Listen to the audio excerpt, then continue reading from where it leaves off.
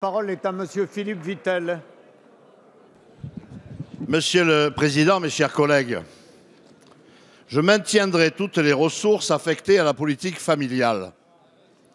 Souvenez-vous, Monsieur le Premier ministre, c'était l'engagement numéro 16 du candidat Hollande à la présidentielle de 2012. Malheureusement, depuis se sont succédé des mesures en totale contradiction avec cette incantation préélectorale. Je citerai par exemple le double rabot du quotient familial, la réduction des aides à la garde d'enfants, la modulation des allocations familiales, la division par 2 de la prime à la naissance, dont en plus le versement est décalé de 2 mois.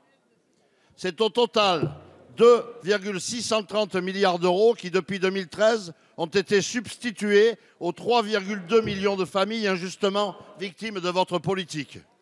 Aussi ne sommes-nous pas surpris que l'INSEE, qui a dévoilé mardi le bilan démographique 2015 de la France, nous confirme une chute des naissances qui passe de 2,1 à 1,96 enfants par femme, baisse la plus importante constatée depuis 20 ans.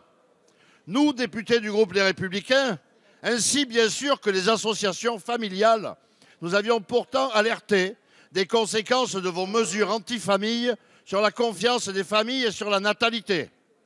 Car même si le lien avec le taux de fécondité n'est pas mécanique, on ne peut masquer l'effet positif des politiques d'aide à la famille sur la natalité. Pour preuve, lorsque le taux avait dramatiquement chuté en 1994, c'est bien une politique familiale volontariste avec des mesures permettant de concilier vie familiale et vie professionnelle qui ont permis d'inverser la tendance en redonnant confiance et stabilité aux familles. Monsieur le Premier ministre, la baisse de notre natalité ne doit pas s'inscrire dans la durée. Quel message positif comptez-vous enfin adresser aux familles de France? Merci. La parole est à Madame Laurence Rossignol, secrétaire d'État chargée de la famille, de l'enfance, des personnes âgées et de l'autonomie. Monsieur le Président, Mesdames et Messieurs les députés, Monsieur le député Philippe Vitel, la France continue d'être le pays d'Europe qui a le taux de natalité le plus élevé et le taux de fécondité le plus élevé. Et quand je dis le plus élevé d'Europe, nettement au-dessus de bien nombreux de nos voisins, nettement au-dessus des pays qui nous ressemblent pourtant beaucoup. Et donc cette politique familiale que vous décriez est pourtant une politique familiale offensive, juste et équitable. D'abord parce qu'elle permet à la France d'avoir toujours ce taux de natalité extrêmement élevé et un taux d'activité professionnelle des femmes que les autres pays d'Europe nous envient. Pourquoi? Parce que c'est d'abord dans les modes d'accueil que la France investit. Le budget des allocations familiales consacrées au mode de garde augmente et continue d'augmenter chaque année de 7%.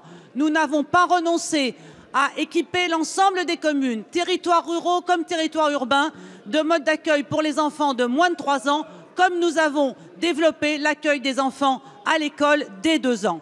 Par ailleurs, la politique familiale que nous conduisons est juste, elle est redistributive et elle est équitable. Nous avons fait le choix de la réorienter en faveur des familles les plus modestes et particulièrement en faveur des familles monoparentales qui sont incontestablement celles qui souffrent le plus aujourd'hui. C'est pourquoi nous avons augmenté le complément familial, l'allocation de soutien familial, l'allocation d'entrée scolaire et que nous généralisons la garantie des impayés de pension alimentaire pour les mères dont les ex-conjoints défaillants n'assurent pas l'éducation des enfants. Ça, c'est une politique familiale qui produit des résultats. Et quant aux extrapolations que vous faites sur le lien entre la politique familiale que nous conduisons et la baisse de la natalité, aucun scientifique, aucun démographe aujourd'hui ne considère qu'il serait juste et intelligent d'établir une relation entre la baisse de la natalité ponctuelle et la politique familiale.